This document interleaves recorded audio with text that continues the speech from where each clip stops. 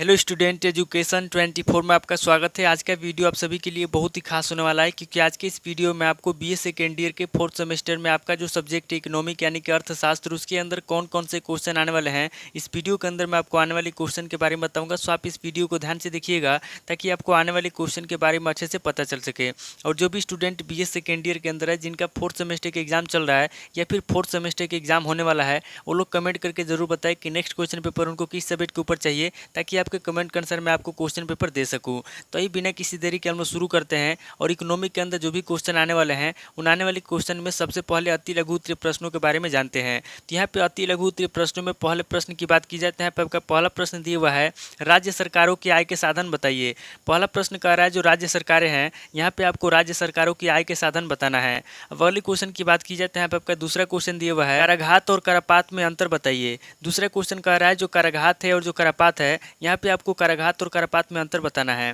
अब अगली क्वेश्चन की बात की जाती है। यहाँ पे आपका तीसरा क्वेश्चन दिया हुआ है, संघीय वित्त की क्या समस्याएं हैं। तीसरा क्वेश्चन कह रहा है जो संघीय वित्त है उसकी क्या समस्या है, यहाँ पे आपको संघीय वित्त की समस्याएं बताना है। अब अगली क्वेश्चन की बात की जाती है। यहाँ पे आपका चौथा क्वेश्चन दिया हुआ है, कर किसे कहते हैं। चौथा क्वेश्चन कह रहा है कि कर किसे कहते हैं, यहाँ पे आपको कर के बारे में बताना है। अब अगली क्वेश्चन की बात की जाती है। यहाँ पे आपका पांचवा क्वेश्चन दिया हुआ है, कर व्यवस्था पर एक टिप्पणी लिखिए। पांचवा क्वेश्चन कह रहा है जो कर व्यवस्था है, यहाँ पे आपको कर व्यवस्था पर एक टिप्पणी लिखना है। अब अगली क्वेश्चन की बात की जाती है। यहाँ पे आपका छठा क्वेश्चन दिया हुआ है, उपहार कर पर टिप्पणी लिखिए। छठा क्वेश्चन कह रहा है जो उपहार कर है, यहाँ पे आपको उपहार कर पर टिप्पणी लिखना है। अब अगली क्वेश्चन की बात की जाए तो यहाँ पे आपका सातवां क्वेश्चन दिया हुआ है, विमुद्रीकरण क्या है। सातवां क्वेश्चन कह रहा है कि विमुद्रीकरण क्या है, यहाँ पे आपको विमुद्रीकरण के बारे में बताना है। अब अगली क्वेश्चन की बात की जाए तो यहाँ पे आपका आठवां क्वेश्चन दिया हुआ है, रिजर्व बैंक के प्रमुख कार्य बताइए। आठवां क्वेश्चन कह रहा है जो रिजर्व बैंक है उसके कौन कौन से प्रमुख कार्य हैं, यहाँ पे आपको रिजर्व बैंक के प्रमुख कार्य बताना है। अब अगली क्वेश्चन की बात की जाए तो यहाँ पे आपका नवा क्वेश्चन दिया हुआ है, रिवर्स रेपो रेट क्या है। नवा क्वेश्चन कह रहा है कि रिवर्स रेपो रेट क्या है, यहाँ पे आपको रिवर्स रेपो रेट के बारे में बताना है। अब अगली क्वेश्चन की बात की जाए तो यहाँ पे आपका 10वां क्वेश्चन दिया हुआ है, फिशर द्वारा प्रतिपादित मुद्रा के परिणाम सिद्धांत का संशोधित समीकरण लिखिए। 10वां क्वेश्चन कह रहा है जो फिशर है, यहाँ पे आपको फिशर द्वारा प्रतिपादित जो मुद्रा का परिमाण सिद्धांत है, यहाँ पे आपको मुद्रा के परिणाम सिद्धांत के बारे में बताना है। अब अगली क्वेश्चन की बात की जाए तो यहाँ पे आपका 11वां क्वेश्चन दिया हुआ है, मुद्रा के कार्य बताइए। 11वां क्वेश्चन कह रहा है जो मुद्रा है उसके क्या कार्य हैं, यहाँ पे आपको मुद्रा के कार्य बताना है। अब अगली क्वेश्चन की बात की जाए तो यहाँ पे आपका 12वां क्वेश्चन दिया हुआ है, ई बैंकिंग से लाभ बताइए। 12वां क्वेश्चन कह रहा है जो ई बैंकिंग है उससे क्या लाभ है, यहाँ पे आपको ई बैंकिंग से लाभ बताना है। अब अगली क्वेश्चन की बात की जाए तो यहाँ पे आपका 13वां क्वेश्चन दिया हुआ है, बैंकों के प्रकार बताइए। 13वां क्वेश्चन कह रहा है जो बैंक है, बैंक कितने प्रकार के होते हैं, यहाँ पे आपको बैंकों के प्रकार बताना है। अब अगली क्वेश्चन की बात की जाए तो यहाँ पे आपका 14वां क्वेश्चन दिया हुआ है, निर्देशांकों के लाभ एवं दोषों का वर्णन कीजिए। 14वां क्वेश्चन कह रहा है जो निर्देशांक है उसके क्या लाभ है क्या दोष है, यहाँ पे आपको निर्देशांकों के लाभ बताना है और उसके दोषों का वर्णन करना है। तो टोटल आपके 14 क्वेश्चन होंगे जो आपसे अति लघु उत्तरीय प्रश्न में पूछे जाएंगे। अब आगे हम लोग लघु उत्तरीय प्रश्नों के बारे में जानेंगे। यहाँ पे लघु उत्तरीय प्रश्नों में पहले प्रश्न की बात की जाए तो यहाँ पे आपका पहला प्रश्न दिया हुआ है, संघीय वित्त के प्रमुख सिद्धांत क्या है। पहला प्रश्न कह रहा है जो संघीय वित्त है उसके प्रमुख सिद्धांत क्या है, यहाँ पे आपको संघीय वित्त के प्रमुख सिद्धांतों के बारे में बताना है। अब अगले क्वेश्चन की बात की जाए तो यहाँ पे आपका दूसरा क्वेश्चन दिया हुआ है, भारत में संघीय आय के स्रोत बताइए। दूसरा क्वेश्चन कह रहा है जो संघीय आय के स्रोत हैं, यहाँ पे आपको भारत में संघीय आय के स्रोत बताना है। अब अगली क्वेश्चन की बात की जाए तो यहाँ पे आपका तीसरा क्वेश्चन दिया हुआ है, राजकोषीय नीति से आप क्या समझते हैं। तीसरा क्वेश्चन कह रहा है जो राजकोषीय नीति है उससे आप क्या समझते हैं, यहाँ पे आपको राजकोषीय नीति के बारे में बताना है। अब अगली क्वेश्चन की बात की जाए तो यहाँ पे आपका चौथा क्वेश्चन दिया हुआ है, कर के लाभ सिद्धांत की व्याख्या कीजिए। चौथा क्वेश्चन कह रहा है जो कर है, यहाँ पे आपको कर के लाभ सिद्धांत के बारे में बताना है। अब अगले क्वेश्चन की बात की जाए तो यहाँ पे आपका पांचवा क्वेश्चन दिया हुआ है, निरपेक्ष करदान क्षमता को निर्धारित करने वाले तत्व कौन है। पांचवा क्वेश्चन कह रहा है जो निरपेक्ष करदान क्षमता है, यहाँ पे आपको बताना है कि निरपेक्ष करदान क्षमता को निर्धारित करने वाले तत्व कौन है। अब अगले क्वेश्चन की बात की जाए तो यहाँ पे आपका छठा क्वेश्चन दिया हुआ है, कर की विशेषता या लक्षण बताइए। छठा क्वेश्चन कह रहा है जो कर है उसकी क्या विशेषता है या फिर उसके क्या लक्षण है, यहाँ पे आपको कर की विशेषताएं बताना है या फिर उसके लक्षण बताना है। अब अगले क्वेश्चन की बात की जाए तो यहाँ पे आपका सातवां क्वेश्चन दिया हुआ है, प्रत्यक्ष कर के अवगुण को समझाइए। सातवां क्वेश्चन कह रहा है जो प्रत्यक्ष कर है, यहाँ पे आपको प्रत्यक्ष कर के अवगुण को समझाना है।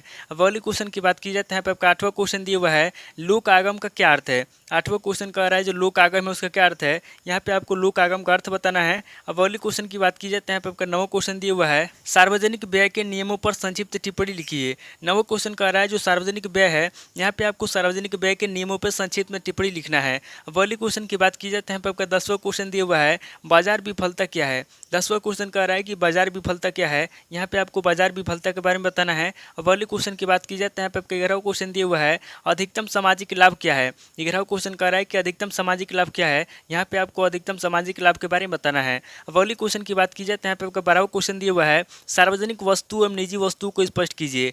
12वां क्वेश्चन कह रहा है जो सार्वजनिक वस्तुएं हैं और जो निजी वस्तुएं हैं, यहाँ पे आपको सार्वजनिक वस्तु एवं निजी वस्तु को स्पष्ट करना है। पहले क्वेश्चन की बात की जाए तो यहाँ पे आपका 13वां क्वेश्चन दिया हुआ है मौद्रिक नीति किसे कहते हैं। 13वां क्वेश्चन कह रहा है कि मौद्रिक नीति किसे कहते हैं, यहाँ पे आपको मौद्रिक नीति के बारे में बताना है। और पहले क्वेश्चन की बात की जाए तो यहाँ पे आपका 14वां क्वेश्चन दिया हुआ है भारतीय रिजर्व बैंक के मुख्य कार्य क्या है। 14वां क्वेश्चन कह रहा है जो भारतीय रिजर्व बैंक है उनके मुख्य कार्य क्या है, यहाँ पे आपको भारतीय रिजर्व बैंक के मुख्य कार्यों के बारे में बताना है।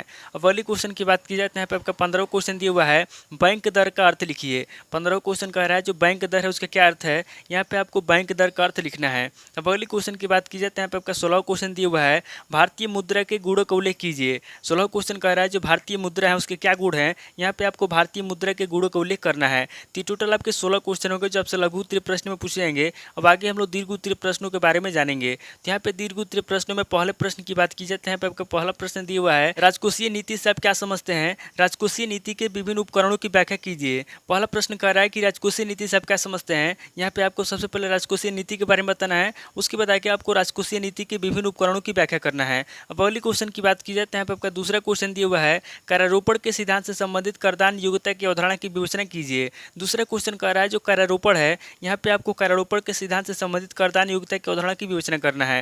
अब पहले क्वेश्चन की बात की जाए तो यहाँ पे आपका तीसरा क्वेश्चन दिया हुआ है सार्वजनिक व्यय के सिद्धांतों पर एक लेख लिखिए। तीसरा क्वेश्चन कह रहा है जो सार्वजनिक व्यय है, यहाँ पे आपको सार्वजनिक व्यय के सिद्धांतों पर एक लेख लिखना है। अब पहले क्वेश्चन की बात की जाए तो यहाँ पे आपका चौथा क्वेश्चन दिया हुआ है किसी भी देश का केंद्रीय बैंक किस प्रकार साख नियंत्रण करता है उसकी सीमाएं बतलाइए। चौथा क्वेश्चन कह रहा है जो केंद्रीय बैंक है, यहाँ पे आपको बताना है कि किसी भी देश का केंद्रीय बैंक किस तरीके से साख नियंत्रण करता है और उसकी सीमाएं कौन कौन सी है, यहाँ पे आपको उनकी सीमाओं के बारे में बताना है। पहले क्वेश्चन की बात की जाए तो यहाँ पे आपका पांचवा क्वेश्चन दिया हुआ है बैंक की महत्वपूर्ण संपत्ति एवं दायित्वों का अर्थ महत्व बताइए। पांचवा क्वेश्चन कह रहा है जो बैंक है उसकी कौन कौन सी महत्वपूर्ण संपत्तियां हैं और दायित्व हैं, यहाँ पे आपको बैंक की महत्वपूर्ण संपत्ति और दायित्व के बारे में बताना है, उसका अर्थ लिखना है और उसका महत्व बताना है। पहले क्वेश्चन की बात की जाए तो यहाँ पे आपका छठा क्वेश्चन दिया हुआ है साख की अवधारणा को स्पष्ट कीजिए तथा साख सृजन की प्रक्रिया को समझाइए। छठा क्वेश्चन कह रहा है जो साख है, यहाँ पे आपको सबसे पहले साख की अवधारणा को स्पष्ट करना है, उसके बाद आगे आपको साख सृजन की प्रक्रिया को समझाना है। अब पहले क्वेश्चन की बात की जाए तो यहाँ पे आपका सातवां क्वेश्चन दिया हुआ है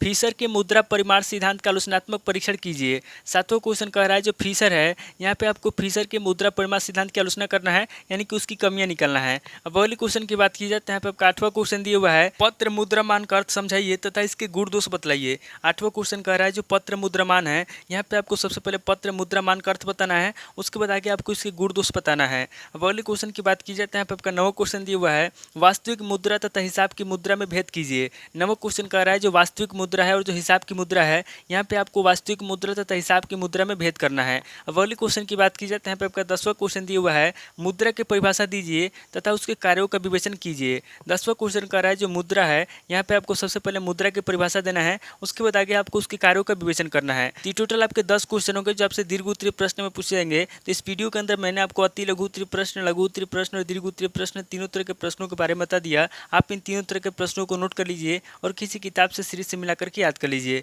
तो दोस्तों आज इस वीडियो को मैं पे स्किप करता हूँ, मिलता हूँ आपसे नेक्स्ट वीडियो में। अगर आपको वीडियो अच्छा लगा तो वीडियो को लाइक कीजिए, शेयर कीजिए और कमेंट करके बताइए कि आपको नेक्स्ट क्वेश्चन पेपर किस सब्जेक्ट के ऊपर चाहिए। थैंक यू दोस्तों।